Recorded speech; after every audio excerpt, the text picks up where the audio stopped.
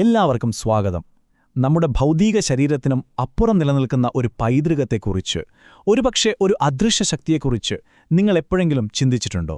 അതെ, അണയാത്ത ഒരു ജ്വാല പോലെ തലമുറകളിലേക്ക് കൈമാറി വരുന്ന അറിവിനെക്കുറിച്ചാണ് നമ്മളിന്ന് സംസാരിക്കാൻ പോകുന്നത്. അപ്പോൾ നമുക്ക് ഈ ഒരു ചോദ്യത്തോട് തന്നെ തുടങ്ങിയാലോ? ശരിക്കും അവസാനമെന്ന് പറയുന്ന ഒന്നുണ്ടോ? ഏതൊരു കാര്യത്തിനും ഒരു അന്ത്യമുണ്ടോ? ഈ ഒരു ചിന്ത മാത്രം മതി നമ്മൾ കടന്നുപോകാൻ പോകുന്ന വിഷയത്തിന്റെ ആഴങ്ങളിലേക്കെത്താൻ. നമ്മുടെ ഈ യാത്രയിൽ നമുക്ക് റോഹൻ എന്നൊരാളെ പരിചയപ്പെടാം. അസ്തമിക്കുന്ന സൂര്യനെ നോക്കി വളരെ വിഷാദത്തോടെ ഇരിക്കുകയാണ് റോഹൻ. ആ കാഴ്ച അവൻ എന്തോ ഒരു അവസാനത്തെ ഓർമ്മിപ്പിക്കുന്നു. ഒരുപക്ഷേ നമുക്കെല്ലാവർക്കും ജീവിതത്തിലെ നഷ്ടങ്ങളെക്കുറിച്ചും അവസാനങ്ങളെക്കുറിച്ചും തോന്നുന്ന ആ ചിന്തയുടെ ഒരു പ്രതീകം തന്നെയാണ് റോഹൻ. നമ്മൾ പലപ്പോഴും ഒരു പ്രശ്നത്തിൽ പെട്ടുപോകുന്നത് നമ്മുടെ കാഴ്ചയുടെ ഈ പരിമിതി കൊണ്ടാണ്. അതായത് നമ്മുടെ കണ്ണുകൊണ്ട് കാണുന്നത് മാത്രമാണ് സത്യം എന്ന് വിശ്വസിക്കുമ്പോൾ. ഭൗതികമായ ഇന്ദ്രിയങ്ങൾ നമ്മളെ ചിലപ്പോൾ തെറ്റിദ്ധരിപ്പിച്ചേക്കാം. കാരണം യഥാർത്ഥ സത്യം പലപ്പോഴും കണ്ണുകൾക്ക് കാണാൻ കഴിയുന്നതിനും അപ്പുറത്തായിരിക്കും. അപ്പോൾ ആരാണ് യഥാർത്ഥത്തിലൊരു ഗുരു? ഇവിടെയാണ് നമ്മൾ ആ നിർവചനം തന്നെ മാറ്റിയെഴുതുന്നത്. ഗുരുവെന്ന് പറയുന്നത് നമുക്ക് കാണാനും തൊടാനും കഴിയുന്ന ഒരു ഭൗതിക ശരീരം മാത്രമല്ല, മറിച്ച് നമ്മുടെ ഉള്ളിലുള്ള അജ്ഞതയാകുന്ന ഇരുട്ടിനെ ഇല്ലാതാക്കുന്ന ഒരു പ്രകാശമാണ്, ഒരു ചിന്തയാണ്. ശരി, അപ്പോൾ നമുക്ക് ഈ വിഷയത്തിലേക്ക് കുറച്ചുകൂടി ആഴത്തിലിറങ്ങിച്ചെല്ലാം. ഭൗതികമായ പരിമിതികൾ എന്ന പ്രശ്നത്തിൽ നിന്ന് എങ്ങനെയാണ് ആശയങ്ങളുടെ ശാശ്വതമായ നിലനിൽപ്പ് എന്ന പരിഹാരത്തിലേക്ക് നമ്മൾ എത്തുന്നത് എന്ന് നോക്കാം. ഇതൊന്നു നോക്കൂ. ഒരു വശത്ത് ശരീരം, മറുവശത്ത് ചിന്ത. ശരീരം എങ്ങനെയുള്ളതാണ്?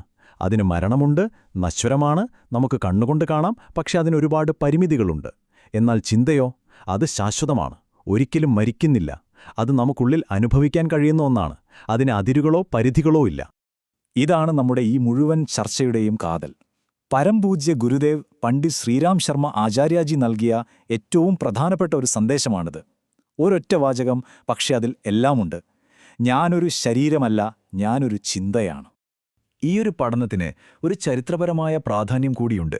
ഇത് വെറുതെ പറഞ്ഞ ഒരു വാക്കല്ല. 1990-ൽ അദ്ദേഹം നൽകിയ അവസാനത്തെ വസന്തകാല സന്ദേശത്തിലായിരുന്നു ഈ വാക്കുകൾ. തന്റെ ഇച്ഛയും പൈതൃകവും എന്താണെന്ന് അദ്ദേഹം ലോകത്തോട് പറഞ്ഞ ആ നിമിഷം. ഇതിന്റെ പ്രായോഗികമായ വശം എന്താണെന്നറിയാമോ? വളരെ ലളിതമാണ്. എപ്പോഴാണോ നിങ്ങൾ ആ മഹത്തായ ആശയങ്ങളെ നിങ്ങളുടെ ജീവിതത്തിലേക്ക് സ്വീകരിക്കുന്നത്, അപ്പോൾ തന്നെ ആ ഗുരുവിന്റെ മാർഗനിർദ്ദേശക ശക്തി നിങ്ങളുടെ ഉള്ളിൽ തന്നെ ഉണരും. ആ ശക്തിയെ നമ്മൾ പുറത്തല്ല തേടേണ്ടത്, അത് നമ്മുടെ ഉള്ളിൽ തന്നെയാണ്. ഇനി ഈ തത്വചിന്തയ്ക്ക് ഗുരുദേവിന്റെ തന്നെ വാക്കുകളിൽ നിന്ന് നേരിട്ടുള്ള ഒരു തെളിവ് വേണ്ടേ? തീർച്ചയായും വേണം. നമുക്കതിലേക്ക് കടക്കാം. ഇത് നമ്മൾ പറഞ്ഞ ആശയങ്ങൾക്ക് കൂടുതൽ വ്യക്തത തരും.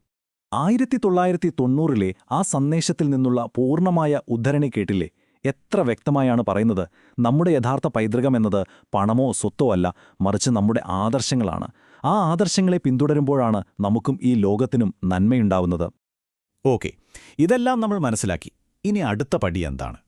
ഈ അറിവ് നിങ്ങളുടെ ജീവിതത്തിൽ എങ്ങനെയാണ് ഒരു മാറ്റം കൊണ്ടുവരേണ്ടത്? നിങ്ങളുടെ പങ്ക് എന്താണ്? നമുക്കതിനെക്കുറിച്ച് സംസാരിക്കാം. ഈ തിരിച്ചറിവ് നമ്മളിൽ നിന്ന് എടുത്തുമാറ്റുന്ന ഏറ്റവും വലിയ ഭയങ്ങളിലൊന്ന് ഒറ്റപ്പെടലാണ്. കാരണം ആ മഹത്തായ ആശയങ്ങളുമായി നിങ്ങൾ ഒന്നായിത്തീരുമ്പോൾ നിങ്ങൾ പിന്നെ ഒരിക്കലും തനിച്ചല്ല. ആ ഐക്യമാണ് നിങ്ങളുടെ ആത്മാവിന്റെ യഥാർത്ഥ ലക്ഷ്യവുമായി നിങ്ങളെ ബന്ധിപ്പിക്കുന്നത്. അപ്പോൾ നമ്മൾ ഇതുവരെ സംസാരിച്ച കാര്യങ്ങൾ ഒന്ന് ചുരുക്കി പറഞ്ഞാൽ, ഒന്നാമതായി ഗുരു ഒരു ശരീരമല്ല, മരിക്കാത്തൊരാശയമാണ്. രണ്ടാമത്, ആ ആദർശങ്ങൾക്കനുസരിച്ച് ജീവിക്കുന്നതാണ് നമ്മൾക്ക് നൽകാൻ കഴിയുന്ന ഏറ്റവും വലിയ ആദരവ്. മൂന്നാമതായി, നിങ്ങൾ ശരിയായ പാതയിലാണെങ്കിൽ ആ സാന്നിധ്യം എപ്പോഴും നിങ്ങളോടൊപ്പമുണ്ടാകും. അതുകൊണ്ട് ആ ദീപശിഖ അണയാതെ സൂക്ഷിക്കാൻ നമുക്ക് ഓരോരുത്തർക്കും ഒരു ദൃഢനിശ്ചയമെടുക്കാം. ഇനി ഒരു നിമിഷം നിങ്ങളൊന്ന് ആലോചിച്ചു നോക്കൂ. ഈ കേട്ട കാര്യങ്ങളെല്ലാം നിങ്ങളുടെ സ്വന്തം ജീവിതത്തിൽ എങ്ങനെയാണ് പ്രസക്തമാകുന്നത്? നിങ്ങളെ വഴികാട്ടികളായി നിങ്ങൾ കാണുന്നവരെക്കുറിച്ച് ഈ ഒരു കാഴ്ചപ്പാട് നിങ്ങൾക്ക് പുതിയ എന്തെങ്കിലും അറിവ് നൽകുന്നുണ്ടോ? അവസാനമായി ഏറ്റവും ശക്തമായ ആഹ്വാനം ഇതാണ്. ആ ദീപശിഖ, ആ അറിവിന്റെ, ആ ആദർശത്തിന്റെ ദീപശിഖ, അത് ജ്വലിച്ചുകൊണ്ടേയിരിക്കണം. അത് തലമുറകളിലേക്ക് കൈമാറേണ്ടത് നമ്മുടെ ഓരോരുത്തരുടെയും ഉത്തരവാദിത്തമാണ്.